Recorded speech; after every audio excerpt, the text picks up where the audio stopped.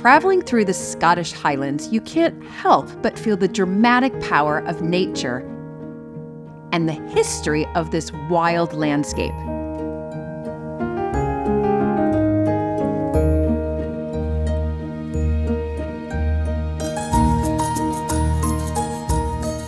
Blair Castle has commanded a strategic position on the route north through the Highlands since the 13th century. It was during her stay at Blair Castle in 1844 that Queen Victoria fell in love with the Scottish Highlands. The beauty, of course. the people like us at the Chibet. It was just wonderful. Absolutely. Blair Castle is everything you imagine a Scottish castle to be. Its architecture is the epitome of the Scottish baronial style, with its fairy tale turrets and crenellations. And inside, there's a dazzling array of Georgian splendor. Oh my goodness, I mean it is, it's just exquisite. With a treasure trove of history stored in the attics. It's the oldest Scottish whiskey in the world. It was the same whiskey that Queen Victoria drank. Yes.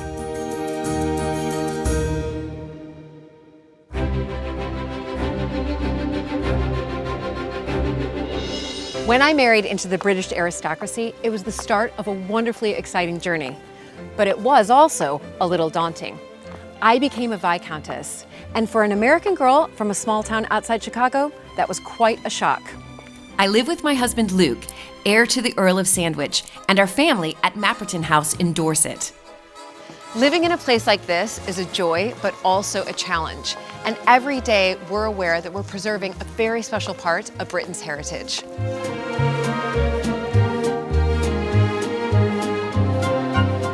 Mapperton has opened up an extraordinary new world for me, and I can't wait to share it with you all.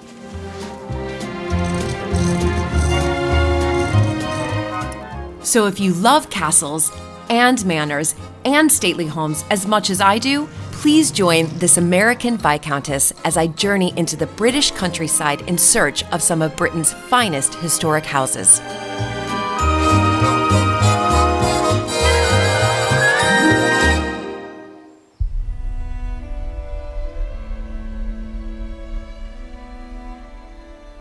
Blair Castle is the ancestral home of the Atholl family.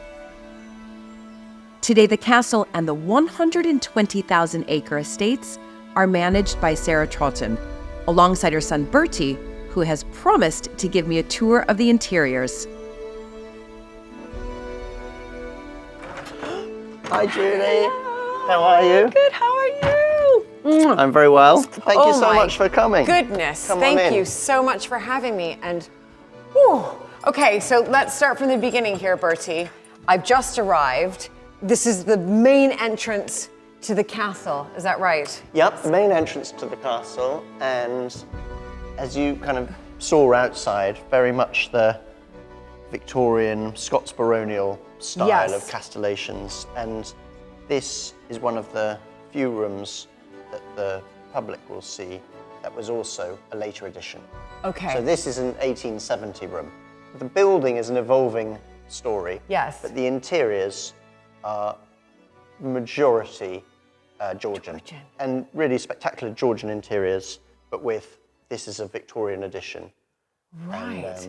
And so the baronial, obviously Victorian baronial style here that I see on the outside, how did that come to be? This was then what you're saying, a Georgian house, if you like. Yeah, partly through the employment of David Bryce as an architect, who was employed throughout the 1860s and 1870s to create a more exciting Victorian fairy tale castle appearance. Right. Because after the Jacobite wars of 1745 and all the political turmoil, the castle up to that point had very much been a castle. This was the last castle ever to be under siege in the UK.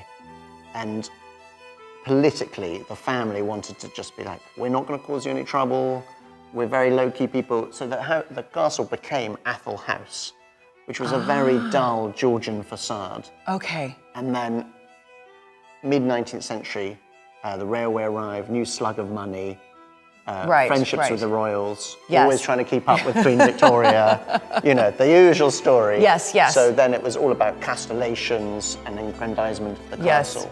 And that's what you see outside, but you also see in this room. Okay, wonderful, absolutely wonderful. But I'll take you up the main staircase. We'll go into the dining room and have a look in there.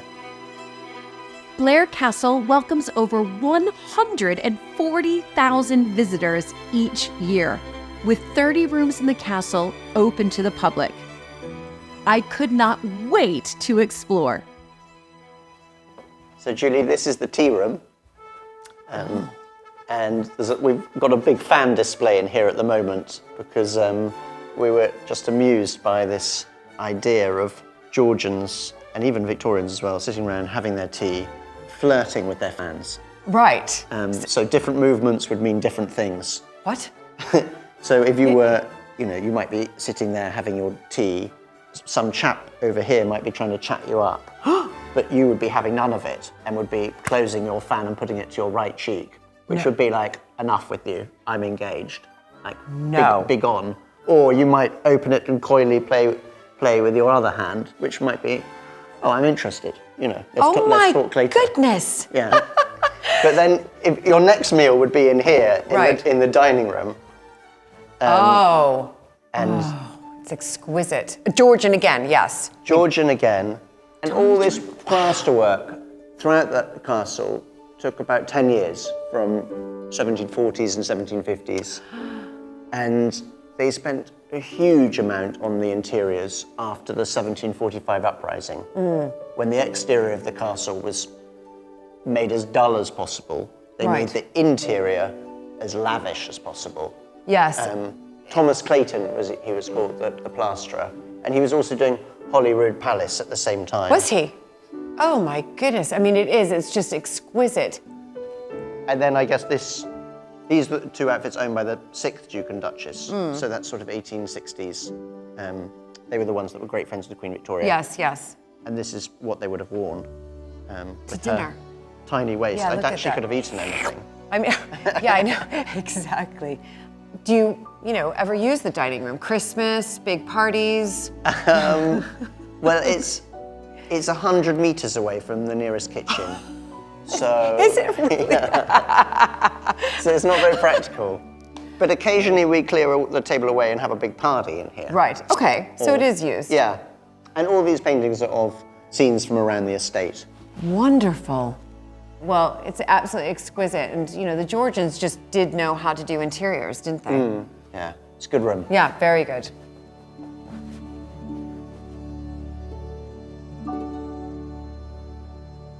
The exquisite dress on display in the dining room is one of a number featured throughout these rooms, each with their own beautiful story to tell.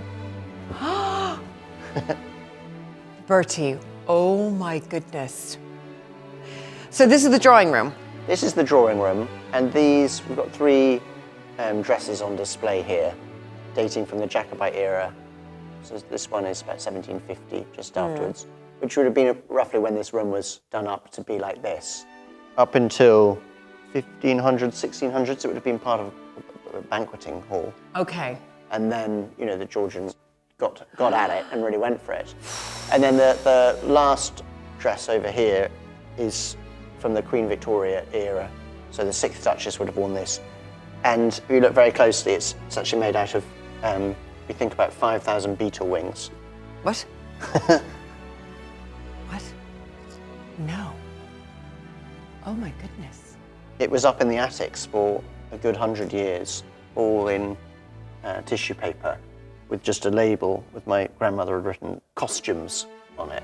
And it was, so we only recently got them all out. A find. And we can only have them on display for a couple of years max. Right. And then we'll have to put them back into the tissue paper and conserve them. Yes. It's obviously an amazing room, but it also epitomizes this idea of Georgian hosting and hospitality.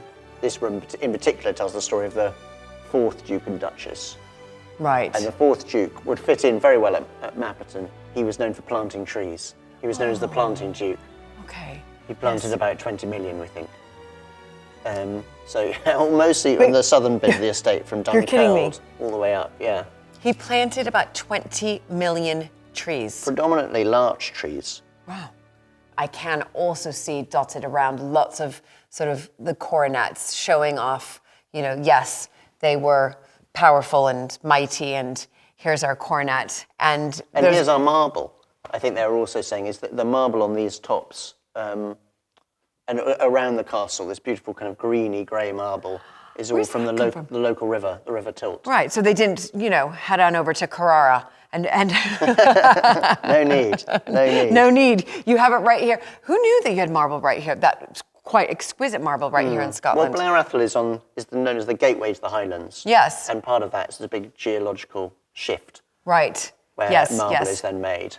Well, absolutely exquisite. And so again, I have to ask, do you use this as well? Definitely. This room gets used for drinks receptions quite a lot. The furniture is too precious. Right. So is moved out. But then it is a big entertaining space. Okay.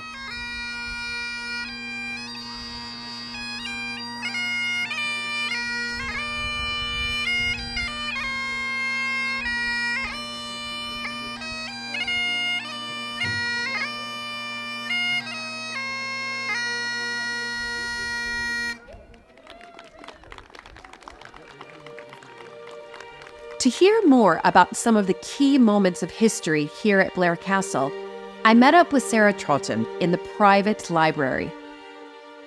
What is, of course, so beautiful about Blair Castle is not just the house itself, it's a beautiful castle, but where it is. This atmosphere of the Highland, the landscape, I mean, it's idyllic. It's so beautiful. Well, yeah, I mean, the first bit of the castle was built in 1269, so that was a long time ago. And it was built where it was built because of the landscape, because this is where the strath or wider valley becomes narrower as it becomes Glengarry, Garry being the river. Yes. And so in defensive terms, whoever controlled this spot controlled the gateway to the Highlands. It's played a major part in history. Its sighting over the years, Bonnie Prince Charlie, its army on the retreat north to Culloden was stationed here for a while. The Duke absented himself as he was a Hanoverian. Right, but his brothers were Jacobites, so there's a whole history there of the divided family, which is very typical. Yes. When Queen Victoria visited the Highlands, which I think the first time she came up was in 1842, she absolutely fell in love with the Highlands, which really start at Dunkeld, which is the sort of southern end of the estate. Then when she was feeling a bit weak after her birth of her second child, she decided to ask the Duke and Duchess if she could take over their house. And they had a very, very private visit here, which was exactly what she wanted. But the Duchess and Queen Victoria became very good friends and remained very close for the rest of her life. The Duchess was the mistress of the bedchamber, which was the sort of highest point in her household. Duchess Anne is one of a long line of impressive women at Blair Castle. As a girl growing up here, Sarah remembers meeting Kitty, the 8th Duchess, in her apartments. I can remember her. I was probably about 12 when she died. Okay. And I remember her as a charming old lady who could play the piano and would play anything I asked her to play on it. But before that, she'd been a very formidable lady. When she married the Duke, she was training to be a concert pianist and would have been a concert pianist. And she trained in Germany and spoke German fluently. So roughly what period are we at right now? Well, they married in 1899. Right. So she would have been training in the very end of the 19th century. Oh my goodness. Because she married, he was the Marquis of Tully-Barden then, but he was going to be the Duke. She gave up her career as a concert pianist and supported him, and actually never had any children. I think she just wasn't able to have children, which was a sadness. Right. But she made the most of her time, and she took up all sorts of good causes, and then became quite political, and she became the first female MP in Scotland. And then she became the first ever female Minister of State. She was Minister of State of Education. And so she had a very sort of good political career. But when, in the 30s, when Hitler was first coming to power, she read, much earlier than most British people, she read his book Mein Kampf in German, because she was so fluent in German, it was just as easy for her to read it in German. And she realised how very, very dangerous the Nazis were at that stage. So when Chamberlain went through appeasement and all that, she gave up the Conservative whip. Along with actually Winston Churchill. But then Winston Churchill went back to the Conservative side and she didn't. Yes. So when the next election came along, she had to stand as an independent. And then she didn't. And she didn't get her seat. I mean, Right. she very, very nearly retained it. She was a very highly intelligent lady and a very determined lady. She was petite. She was very, very small. And she took no trucks from anyone. Small but mighty, small but mighty. Small but mighty. And in the meantime, she's married to the 8th Duke, is that right? Yes. I mean, he was a very successful soldier up until towards the end of the First World War, when his father died and he actually became the Duke. Right. He then returned to Blair, and I think his primary concern was the estate. He was very well liked. He was obviously a very nice man. He wasn't a very efficient estate manager. Okay. The estate was in a lot of debt when he inherited it, and every attempt he made to get it out of debt was a failure, basically. Right. Oh dear. And so in the 30s, he went bankrupt. Right. But he was rescued by my great-grandmother, so he was never actually had to declare bankruptcy. Oh my goodness. So that was lucky. The 20th century was a century of challenge and uncertainty for Blair Castle. But it was the women of the family who led the way in ensuring the survival of the castle and estate for the future.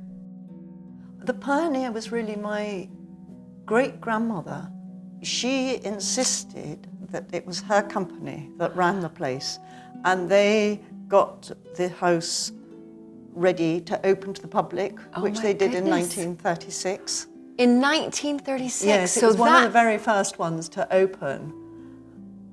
The 8th Duchess, Kitty, lived here on this floor, and at the far end of the castle, the 9th Duke, who was a bachelor, her brother-in-law, lived. And then in what's known as the South End, my family lived. Okay. My mother and my half-brother. And Right. me. The sort of odd ménage à trois. You never knew at any mealtime when I was a child who might or might not turn up for it. How brilliant. But anyway, they all got along, and my mother ran the show. She was the one who was in charge. Right. And she was a very, very practical businesswoman, so she got things sorted out. Right. Looking to the future, I'm always really interested as a fellow historic house owner. We're here as the custodians in order to make sure that these places survive for those future generations. And is that something, Sarah, that you do think about? Yes, it is. I think I put it into two categories. There's one is the history, the castle, the artifacts, all that sort of thing that has to be preserved at all cost. But, it takes money to keep the roof on. Yes, so obviously, I'm very pleased to have a lot of visitors. But then there's the other side of the business, which is much more business orientated.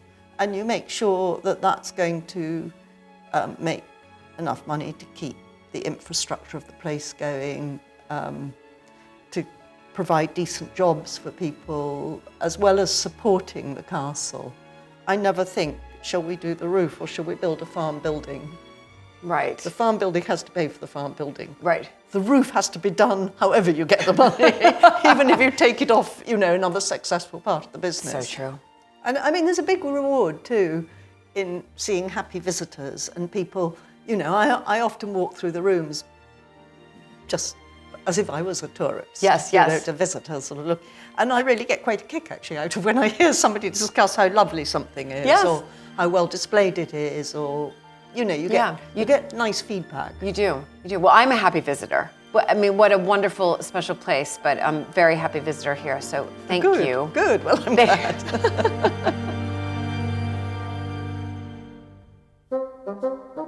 The attics at Blair Castle are off limits to visitors, but Bertie kindly agreed to show me the treasure trove of family history stored in the Warren of Rooms.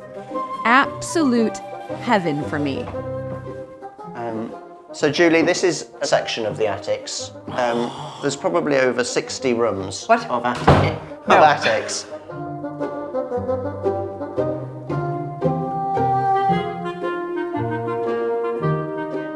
What's amazing about these attics when you go to these historic houses, now this is history. Look at this. It's wonderful, isn't it?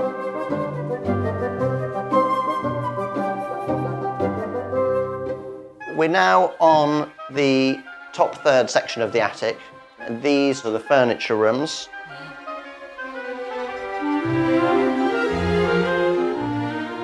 This looks like chaos, but I assure you, it doesn't. It doesn't look like chaos. We know what's going on in here. It looks like going into an antiques furniture. Yeah, exactly.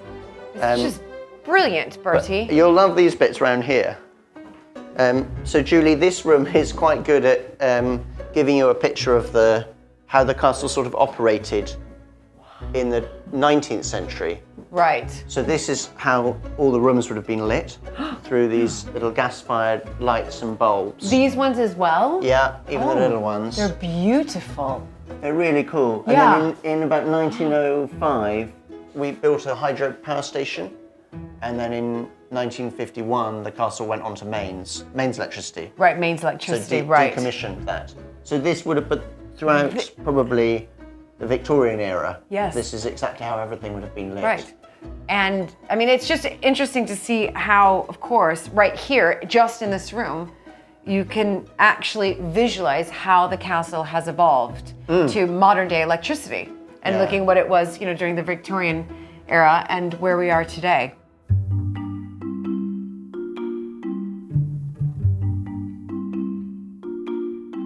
Although there's a lot of things up here, all the best stuff is obviously downstairs and open to the public. Yes. But, we can't show everything the whole time. So it's that balance between conserving some stuff, showing stuff, and keeping the stories fresh and interesting. But I guess it also gives you that opportunity to sort of change it up on what you're displaying for the public. Well, Julie, I think you'll like it in this room because it's full of obscure old treasures. Yes. It's got everything from a cannon wheel, old whiskey stills, to pots and pans, to travelling chests. There's quite nice old telephones in here. There certainly are. You could have a whole telephone exhibition. We should. Don't you think so? This is incredible. The castle was the first building in the area to get a telephone. So you'd call up the operator and you'd say, just give me number 1. Right. Number 1 in Blair Atholl. Right. And it was the only line, and it would come through here. Hi there, just calling from Blair Castle in Scotland. I was just wondering if you could connect me to Mapperton in West Dorset. Connecting you now, madam. Oh, perfect. I mean, that's amazing.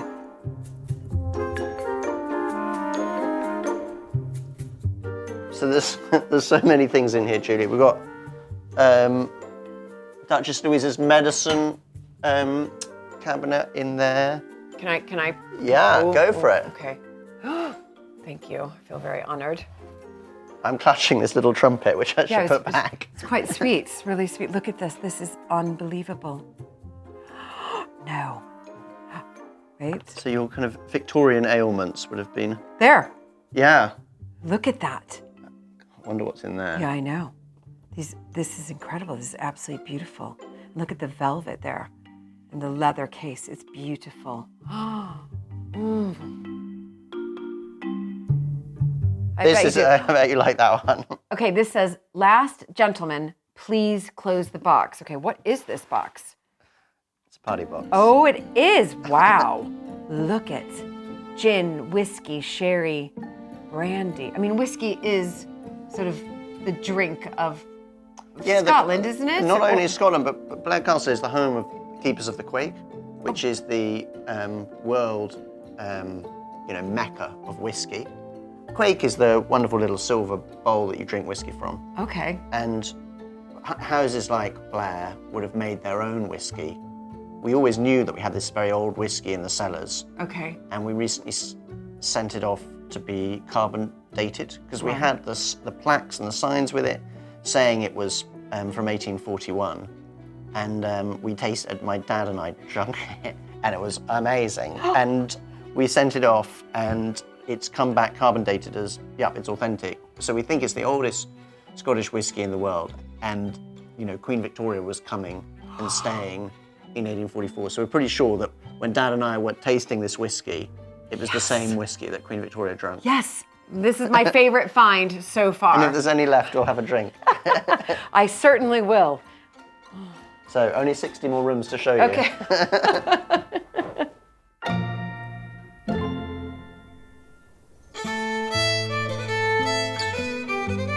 Blair Castle is encircled by beautifully tended gardens and mature trees.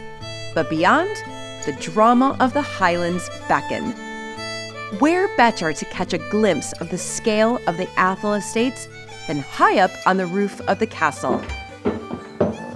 Oh my goodness! It's the oldest part of the castle, I think dating back to 13th century. And then you've got Cairngorm National Park, kind of all that way. And then the more managed landscape immediately around the castle, which you can see. Okay, oldest part of the castle here. And how long a period did it take to build the castle that we see today? It's never one period. It's an evolved design. And it's a design that started from the period of the Crusades, was essentially a land grab. Right. And then you've got Cummins Tower, which we're on now. It's kind of 13th century, and expanded a lot into sort of medieval halls in the 15th and 16th century. And then with the Victorian era and this craze across Scotland of kind of baronial castellations is really the look of the castle, the exterior look of the castle today. So the outside is a complete is a mishmash of 750 years. I mean, how wonderful.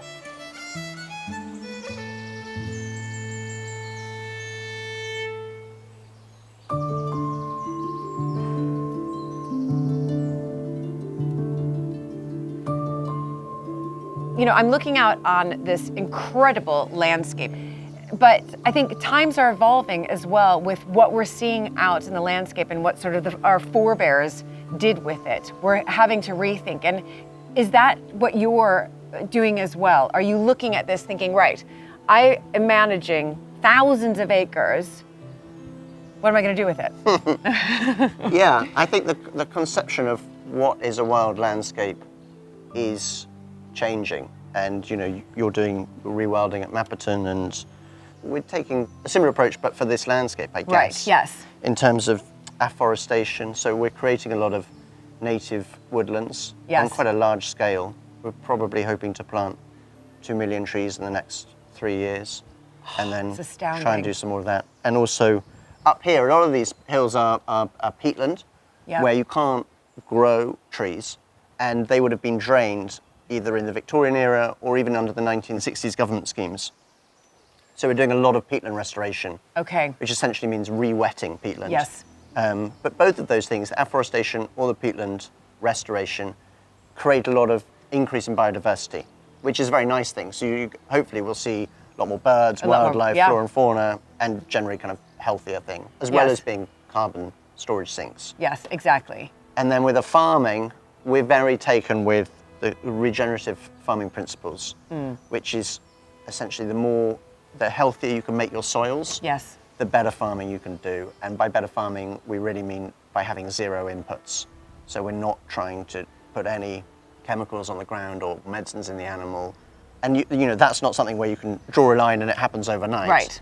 But there's been a big, cultural change, and we're really excited about it, because I think it's the right thing to do, but it also feels like you're connecting farming with nature rather than just exploiting soil.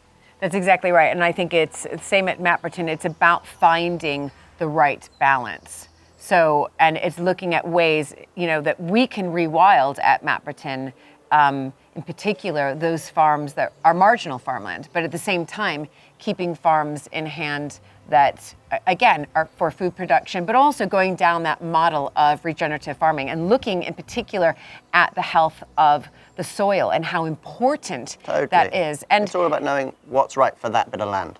I think with all these historic houses, there's always a big connection between the land that is around the house, and both in the managed sense, often like the immediate policy grounds or parkland, but then particularly in Scotland, in the Highlands, as you get out into the mountains, having a story that relates the house to the land, I think, is very important. Yeah, absolutely.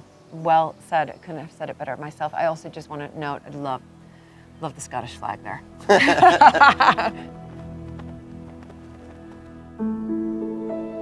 The Atholl estates have a long tradition of woodlands management, as well as commercial forestry. I met up with Georgie Pelly, native woodland consultant, to hear more about how the ancient woodland here is being revived. So Georgie, you've been here working with Atholl Estate for some time now, is that right? Yeah, the last 3-4 years or so we've been engaged with the estates. And what's your role in this beautiful landscape here? Yeah, so we came in to help the estate sort of take, shift their woodland management into a different phase. So at Atholl, they have this really extraordinary history of forest management in Scotland, where they've really contributed to the development of forestry. Really since the 17th century, they were a place renowned for their forestry.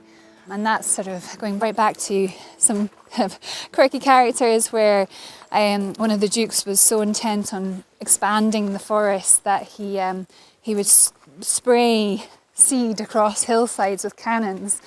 So he would literally shoot a cannon out that was filled with seed. That's the story.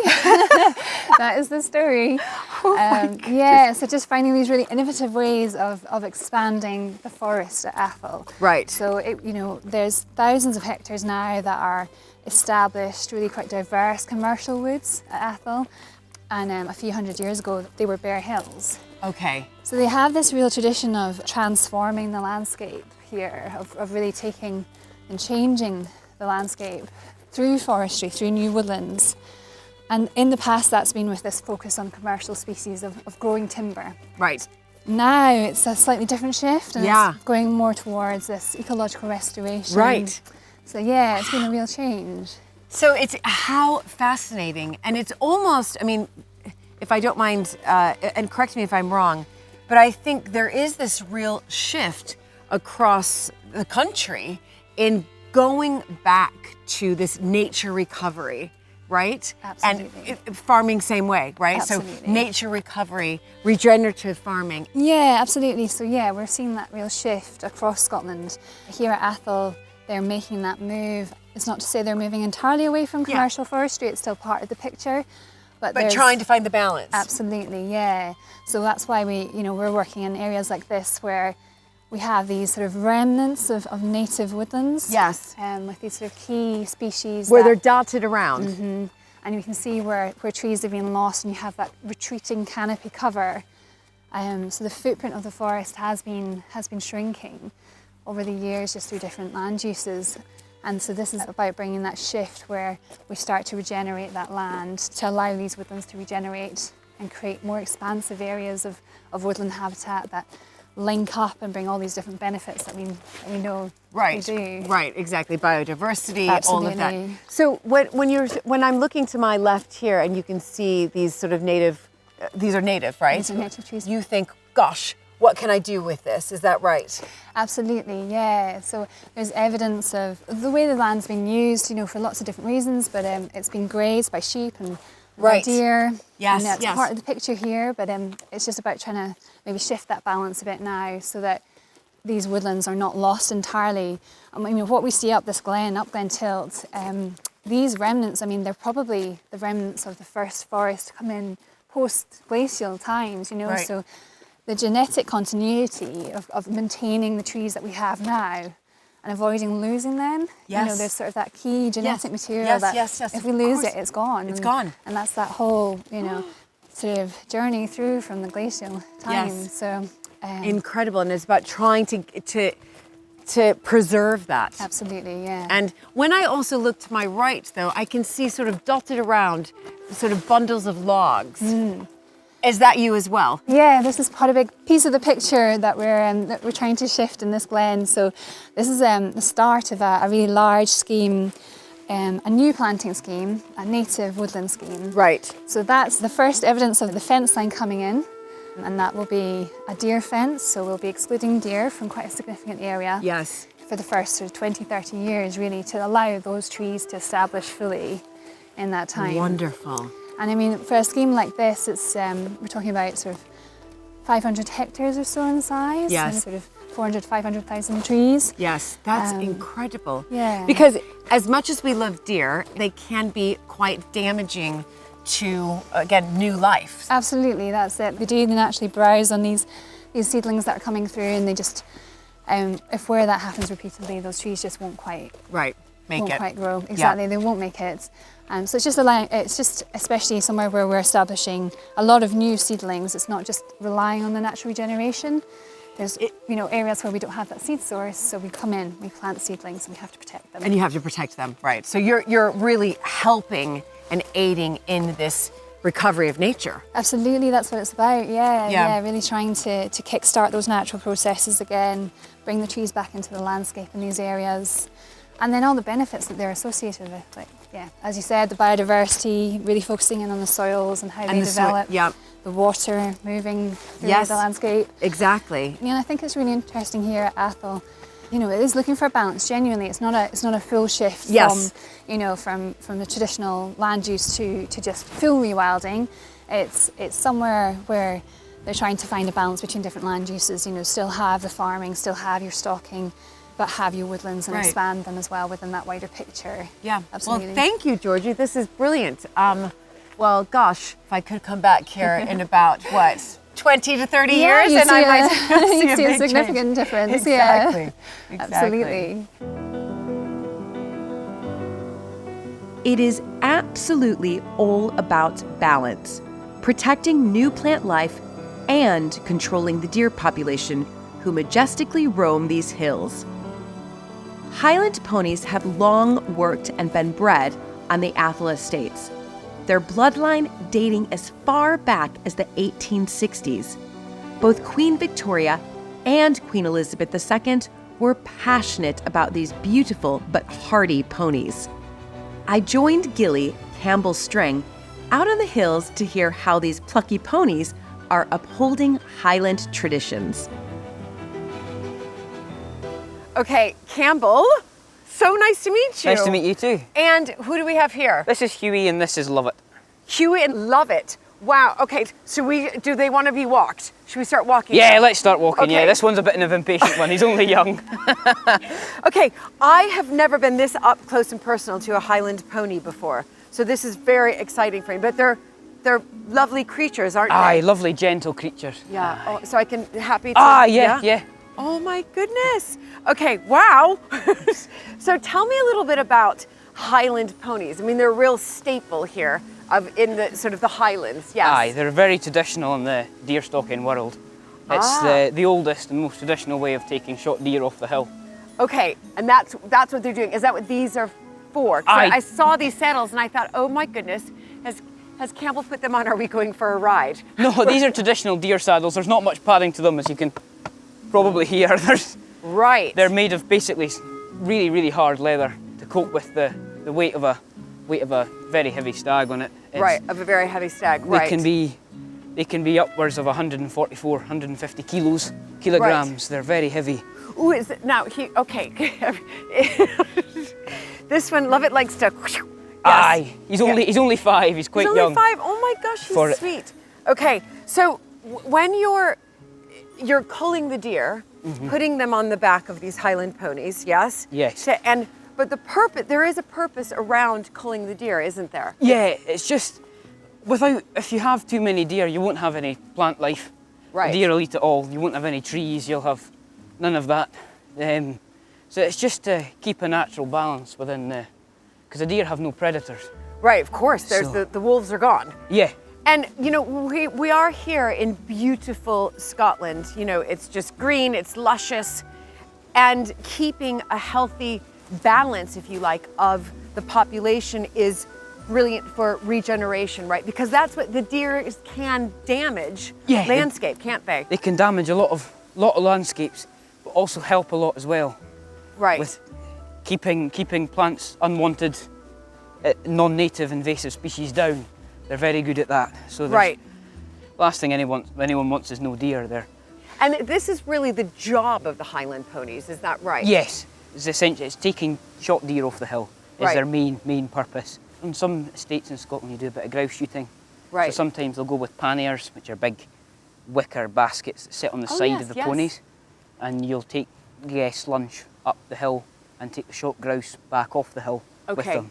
Because there's huge, vast places in Scotland you can't get a machine to. Yes, no, of course. So you've got to have, it's like the good old days. Exactly, right? Yes. Yeah, no machinery, just good old ponies. But I mean, so sweet. Well, listen, Campbell, thank you so much for explaining this to me. And it was so wonderful to meet Huey and Lovett. And I think that they are very hungry right now because they've both sort of nose down into the ground. They're always hungry. They're always hungry. They're always eating. If they're not walking, they're eating, or they're walking and eating. Back at the castle, I met up with Andrew Bruce Wooten to understand more about the wider estate and also an ingenious renewable energy project. So tell me a little bit more about the wider estate. Well, the castle is obviously the hub, it's the heart of the estate, and it's what a lot of people think about when they think of Atholl, this big white castle off the A9. But it's just the centre of a large spiderweb of activity, which includes all the traditional enterprises you'd think of, like farming and forestry and deer and housing, with a lot of housing, provision of housing to the local economy. And now increasingly tourism, so lots of people, which is fantastic. A lot of them are just enjoying the wide open spaces, which they're free to do. Yes. And then a lot of them stay on the estate and they make it their holiday destination. And then others come and enjoy the castle, and either for the day, or they might get married here, or they might have a business event here. Yeah. We're open to all business. One of the big projects I know that you have going on is sort of looking at different ways to power. Is that right? To power different houses on the estate? And tell me a little bit more about that. Yeah, so in the UK there was generally a big drive to smaller scale renewable energy in the last 20 years. And an opportunity came our way to look at hydro. And the estate has a history with hydro because we had a hydro scheme in the early part of the last century that powered the castle before mains electricity arrived here. Right. So, we knew a thing or two about hydro to begin with. So we've developed 5 schemes on Atholl, which we're totaling about 3 megawatts. So not vast, but it's decentralised green energy, which is going into the grid. And at the castle, it's actually fully powering the castle before it goes into the grid.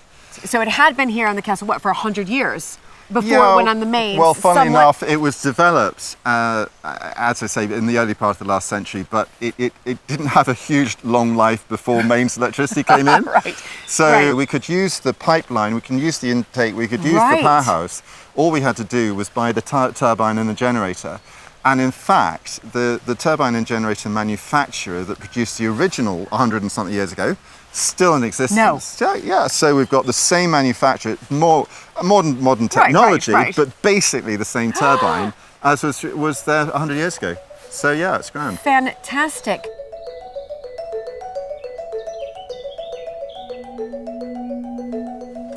Come on in. Okay. This is it. Yeah. So. Oh my goodness, I can hear it. Yeah. I can definitely, it's behind here, is that right? It's a labour of love. I clocked the sign out there, 1908. Yeah. So, that's when it was first here, is that right? Yeah, it provided power to the castle, in very early days of electricity, and it provided power from about 1908 to just after the Second World War. So really pioneering, right? Completely, yeah. Incredible. Anyway, be prepared. Okay. Be prepared for the beast. Oh my goodness! Wow! Fantastic!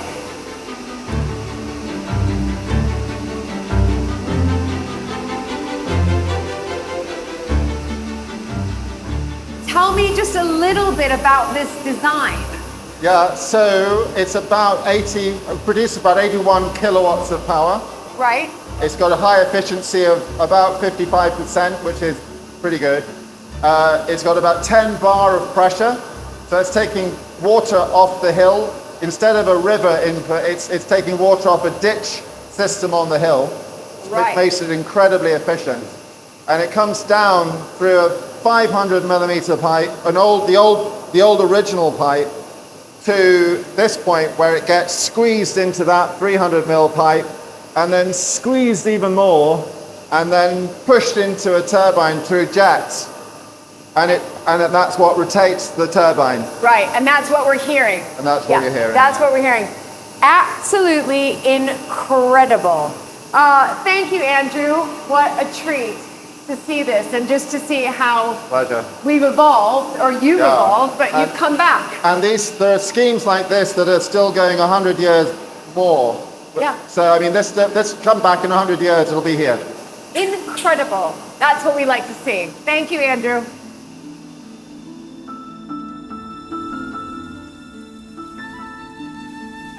An iconic image of the Scottish Highlands are Highland cattle grazing the hills. And at Blair Castle, they are part of the bigger picture of regenerative agriculture. Gordon, it's so nice to meet you. And you. I've heard through the Blair Castle grapevine that you've been here for quite some time. Yes. Is that right? How long? 39 years. 30. Okay, no. So can we just pause for a second, because I do have slight fear of cows. I just thought I would mention this. Yeah, they're fine. You'll be fine. Don't worry. Okay, but those look quite pointy and sharp. You just keep with me and you'll Okay, I'm be going to fine. keep with you. Oh my gosh. Okay. In fact, you but could can probably they just smell my stroke fear? her, see? No. So can I give them a... Should I close this gate? Yeah, just come in. Okay.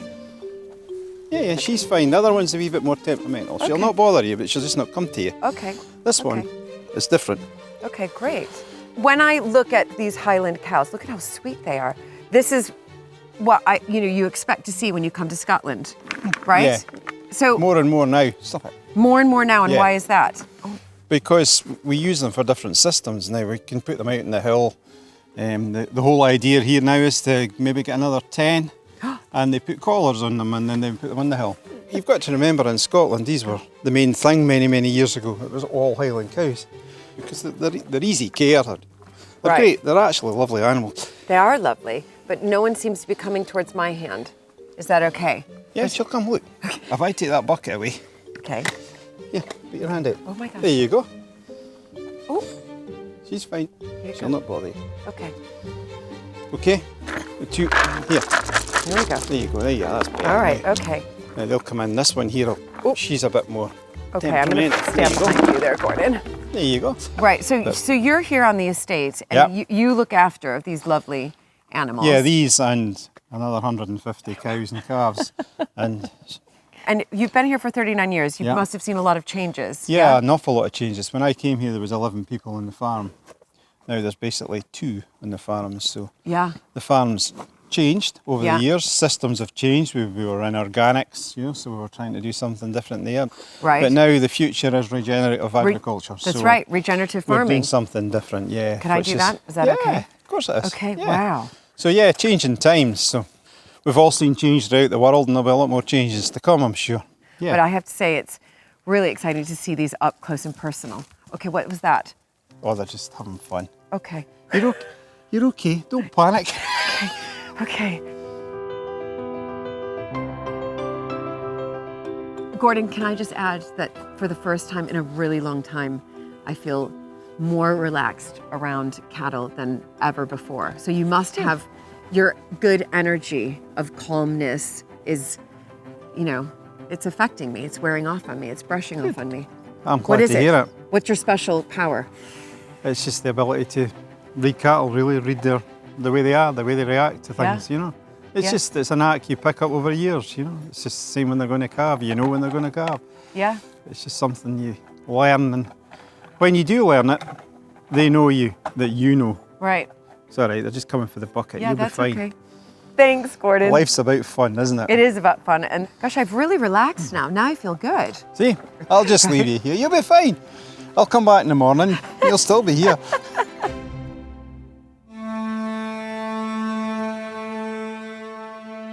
In 1842, just 5 years after she ascended to the throne, Queen Victoria visited Scotland for the first time.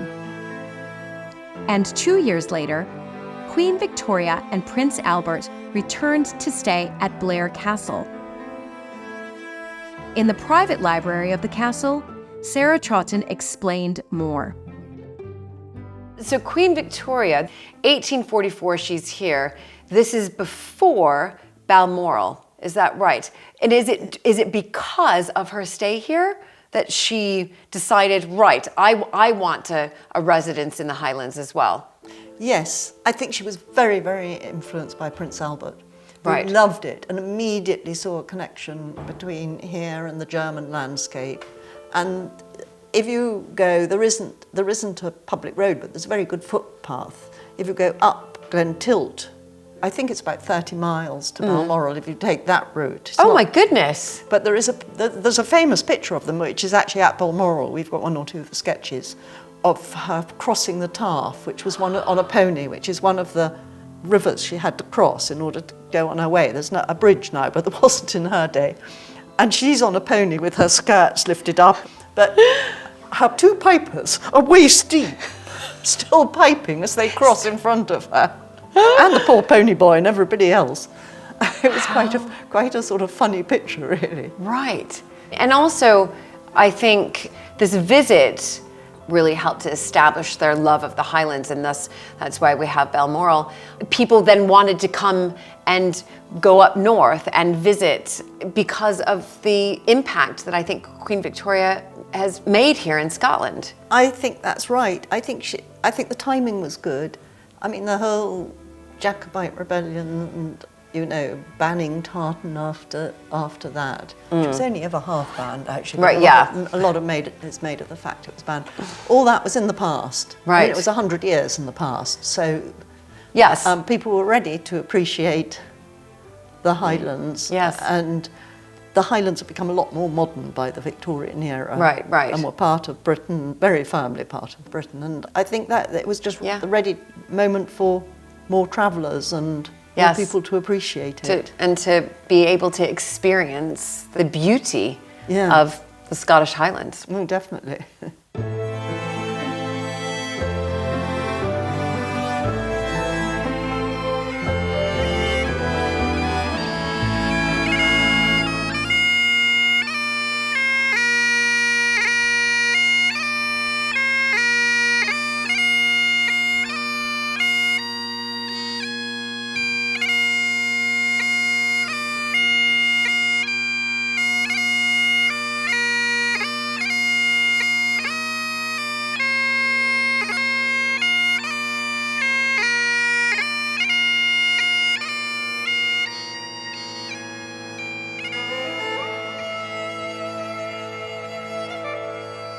In her diaries, Queen Victoria described the bold, wild scenery and how she and Prince Albert would drive out in the carriage along Glen Tilt, through woods overhanging the river.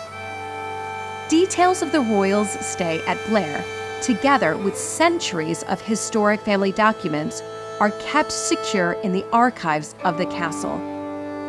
Sarah and I met archivist Karen Guthrie, and Sarah shared a chilling moment in the recent history of the castle. Wow. There you go.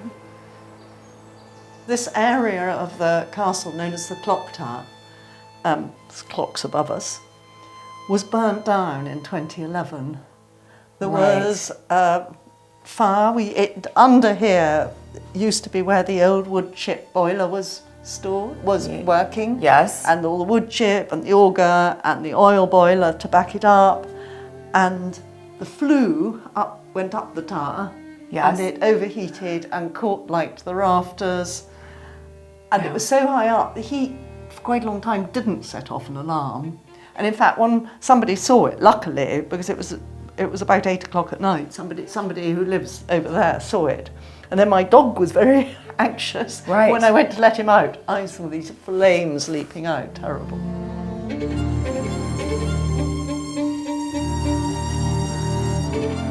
How long did it take to put out the fire, and did the fire spread, or was it contained? Amazingly, unfortunately, was contained in the area of the boiler below and the clock tower. When we came here, my husband absolutely insisted on putting on fire doors everywhere. He said that's very vulnerable, that area. And thank God they'd been installed, and it did keep the fire into just this area. And you know, the archives in those days was stored up at the other end of the castle. Well, that was going to be my next question, because here I am in the archive room, and I was thinking, oh dear, the archives, but they were stored, okay, in a different location. Fortunately. Oh, thank goodness. When you rebuilt this, how long did it take to rebuild? Because I know, you know, these things take such time, especially at these historic houses. It wasn't too bad. I think we obviously had to clear everything with the insurance.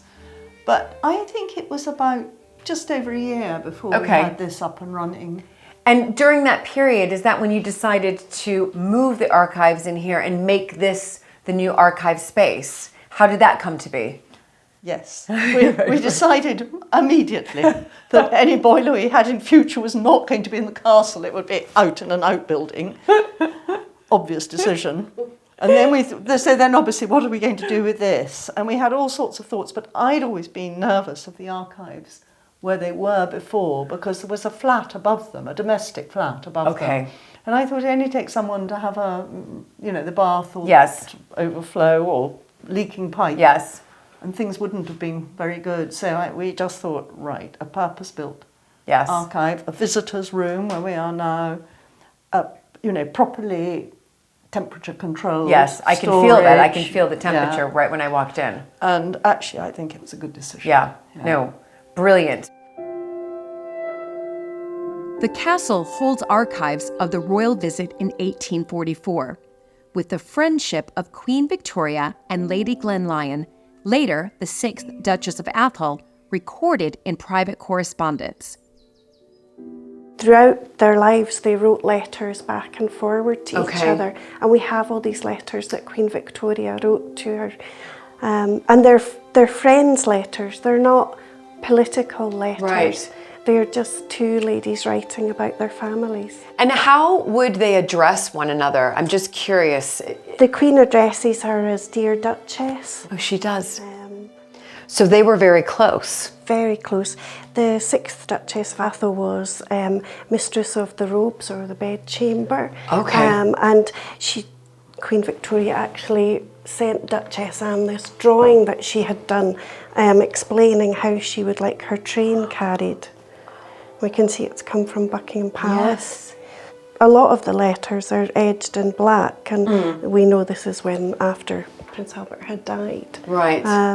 When she visited the castle in 1844, we have this house book here, which was kept by the housekeeper, and it lists all of the people that she brought with her. No. So these are all of the staff she brought with her.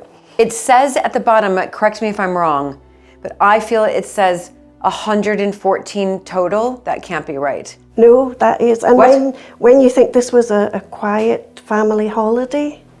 Oh my goodness. And she brought her It's like a whole community. Yep. It's like village. She brought her upholsterer, just in case. What? I noticed the piper as well, of course. Hairdresser. She has a pastry chef, a confectioner. A roasting cook. Three just normal cooks. Oh my goodness. Wow. Those were the days that no longer exist. But fantastic that you've got this incredible record. Now, when you were opening up that book, I did just spot this. It says private, keep this locked up. So this is a letter from Lord Glenlyon to Lady Glenlyon about a private visit of Queen Victoria to the castle. In 1844? In 1844. So the same visit we see here. Okay, okay. Do you mind if I read a little passage here? Okay, it says, I have the very greatest pleasure and heartfelt satisfaction in placing the castle of B, Castle of Blair, is that right? Yes. And the forest of A, Atholl, yeah, entirely at Her Majesty's disposal for any length of period she may do me the honor to make use of it. So, wow, this is it. Absolutely incredibly special.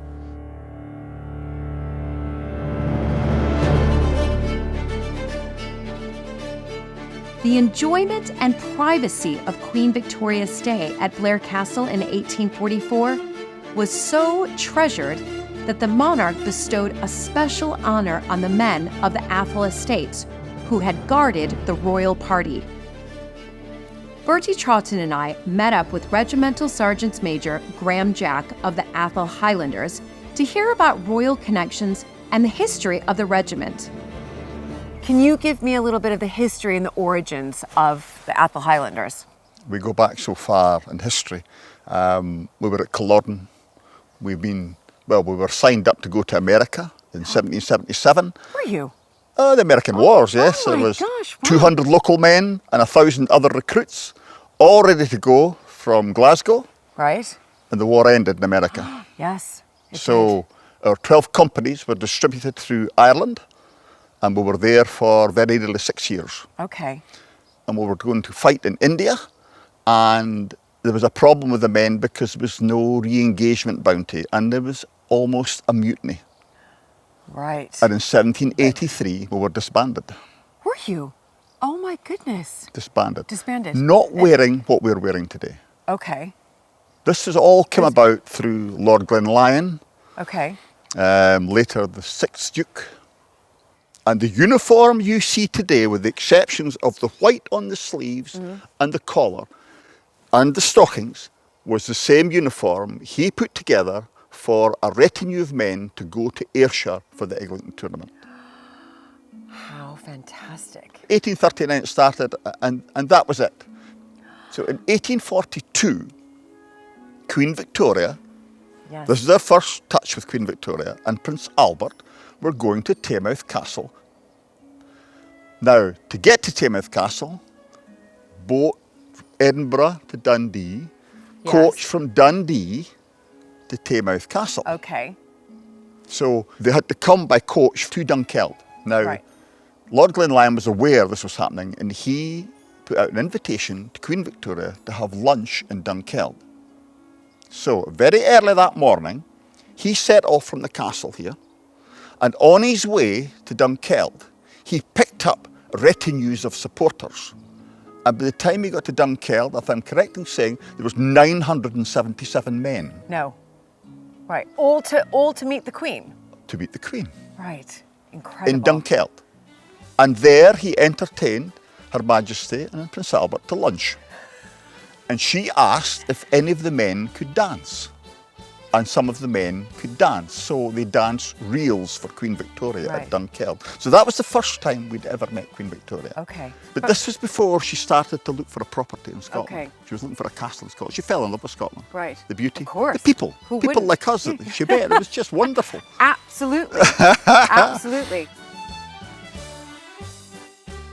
Just 2 years later, in September 1844, when Queen Victoria and Prince Albert stayed at Blair, the Atholl Highlanders protected the royal family at the castle. We had a guard at the front of the castle, and there was an officer and men 24 hours a day throughout the whole of her stay. And it was that friendship shown to her that brought about colours being presented to the Atholl Highlanders. Right. So we have colours today which are replicas of those first colours. Yes. And these were signed off and presented to the Atholl Highlanders the following year in 1845, and it gives us the right to bear arms in the Queen's defence. That is incredible. And so that was quite an honour, is that right? Very much During an that time. Absolutely, yeah. And that's why the Atholl Highlanders are often referred to as the only private regiment or the only private army in Europe, because of the Queen's colours that we have. Because of the Queen's colours. You've got to come and see the Atholl Highlanders in the end of May, when we have the Atholl gathering. Absolutely. Because on the Saturday there's the full military parade, and it's, you know, we're about 100 men, including the band. How magnificent. No, I definitely will come back. Now, you did mention something here, Bertie, and you said we. Now, I heard that we. So, are you involved? What's the connection here? I mean, I don't see any dress here, but I'm assuming. No, you have one. I am in the Atholl Highlanders. I'm a very low-ranked officer. Yeah. Lieutenant Bertie Trotton. Oh my gosh! Yeah, I don't look half as smart as Graham. I try, but. So, can you describe to me sort of the ranks? Okay. So, officers will start at lieutenant. Yes. Captain. Major. Lieutenant colonel. Colonel. That's the way it goes. And the colonel is Duke. Okay. Right. Which is Bruce Murray, and he lives in Africa now. Right. But right. when I started service, it was the 10th Duke. It was Bertie's great uncle, Ian. Uncle. Yeah. Yes. Uncle. Yes. It was him when I joined in 1977. Okay. Incredible. I've been here a long time. Yeah. I'm in with the bricks now. You're coming up to 50 years. Yeah, coming up to Coming that, up to yeah, 50 yeah, years. yeah. Now, can we just talk about this? This is spectacular. Okay, first of all, this is this is the Murray tartan. Right. Yeah. So this is the Murray tartan. I mean, it's beautiful. I would quite like that. These are unique. This dates to 1839. This particular plaid. These plaids are made of linen. They're not wool. It's right. a linen cloth. When I touched it, and they're very different. Yeah. It's a thick linen. Yes, very thick yes, linen. very much so. Yes. Very much so. These are in the original. So you cannot replicate the colours if you look. Yes, yes, I see. There is the new colours. This Yes, is old colours. You cannot replicate that anymore. They are so old. And when you think of how many people have had this plaid. Lovely. Yes. Pleated. Yes. Battle wounds in it. Yeah, yeah, you can see the battle wounds. It's incredible. The plaid that you saw the old Highlanders wearing was a long piece of cloth. They laid it on the ground, they rolled into it, and a waist belt, pulled the waist belt through, pulled a bit over the shoulder to give you the same look as I have, but without all the paraphernalia, because I can't dress myself. Very similar I to need how somebody I to dress me. this afternoon. Rolled them up in it. I was wondering what was taking so long. Now I know. So that is why, you know. Right, that is the plaid, and if it's put on properly, the back should look like an eagle's wing. It looks exactly like an eagle's wing. Yes, it does. So if you think of he's put it if on you properly. think of a bird of prey with its wings closed, Yes. that's how the back should look. Yes. Straight down the middle of the back. Yes. Bertie, well done. It's perfect. It's absolutely perfect. No, I wouldn't say it was perfect, but he's trying. How magnificent. Now, can we move Oh, up yeah. here? Uh-huh. Yes. Where would you like to start? Well, yeah. The juniper? Yes. Okay. Juniper is a bush plant which grows prolifically on the estate. This is a wild version of the juniper, and it does grow around.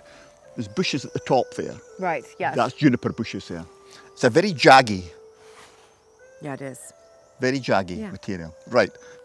So when you've done your training, and on the day, says yes. on parade day, you will be presented with your piece of juniper. Up to that point, you've got a Glengarry. This is a Glengarry bonnet. A I'll Glengarry bonnet. You've almost got a Glengarry bonnet. I know, I was about to say, I'm quite close, I was trying. A Glengarry bonnet, and what we do is here, when you are presented, become a full-time Atholl Highlander, you present me a piece of juniper, and the juniper then is put in behind your cap badge, like that. Yes. And then you wear that whenever you're on parade. Wear that whenever you're on... The ducal cornet. So that's our royal connection. Yes. Then we have the wild man of Atholl. Okay, well, I've seen him dotted around, and I haven't asked yet, but it seems to be he's holding sort of a dagger and a key. This alludes to King James III of Scotland issued orders to Earls Crawford and Atholl to go and bring the Lord of the Isles, Earl Ross, into custody in 1475. No. he was creating a lot of trouble in Yes, the Isles. yes. And King James wasn't very happy about it. So Earl Crawford had the boats, Atholl had the men. They went. They combined forces. And yes, they went and they captured him, brought him back to Scotland where he stood trial. That is the Wild Man of Atholl, hence the key for locking him up. Yes. And the dagger to capture him. To capture him. So 550 years ago. Yeah. 1475. The way back to Incredible James history. III. It's incredible history.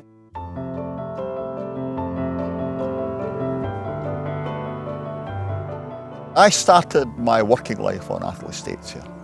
So I started in the forestry in 1971 and I went to the farm in 1973 and I left the farm in 1980 and I joined the local police, Tayside Police. And I was in the police for 27.5 years and that is a long service police medal. And then that's the Queen's Golden Jubilee medal because I got that when I was serving. And so this is the Platinum Jubilee. This is so the platinum that one. we have done, and that's why it's yellow and black, because the ducal colours are yellow and black. Yes, exactly. I do know that. How wonderful. Can I ask, did you ever meet Her Late Majesty, Queen Elizabeth II? I have, yes, on several occasions. Have you? Both privately and when she's been officially on things. We parade. We have walked through the Glen from here, as Queen Victoria did, to Braemar Gathering. And while the Queen is in residence, and now the King is in residence at Balmoral, every year they come to the Braemar Gathering for an hour. Do they? So what we have done in the last couple of times is we have got a little help, a little transportation up to Forest Lodge, and then we walk through the valleys into Aberdeenshire. Get picked up at that, so we can all do it in a day. Yes. Get picked up at the other end, and our other clothes, our uniform clothes, we're wearing the kilt when we're going through, and our other uniform clothes are there, and we get dressed up, and then we parade for the gathering. And in 2011, we presented our colours to the Queen in the royal box, and she came forward and she touched our colours, which just re-establishes that connection. Exactly, exactly. Wow, well, what a treat for me just to meet you, be in your presence, you know, have you transfer some of your wonderful, amazing knowledge onto me. But I will say, Bertie, the next time I come up here, I'm looking forward to you being dressed as smartly as Graham is. I'll never be that smart, but I can try. The original colours granted by Queen Victoria to the Atholl Highlanders in 1845 are kept secure in the attics of the castle, where Kieran carefully unwrapped them to show me. So here we are in the attics, and this is the original Atholl Highlanders colours that were awarded by Queen Victoria. No, these are the original flag, the colours, but they're in such a fragile condition we can't have them out on display. But there you see our Wild Man of Atholl. Yes. And the two colours. And the two colours. Beautiful. So something like this, Kieran, I mean, of course it's very fragile. These are the original ones. But do you have to do any restoration around it, or is it better just to keep it as is? These have actually been conserved, so they're now in a stable state. Right. So they are kept up here out of the way of the public and out of use. Yes. So they will stay like this, and hopefully that will mean the condition will be preserved for next generation. Yeah, for the next generation. I mean, they are absolutely exquisite. What a treat to see this. Thank you so much for joining me on this magical journey into the history and landscape of Blair Castle. It's been breathtaking. Be sure to join me soon for more historic house adventures in Scotland and across the UK.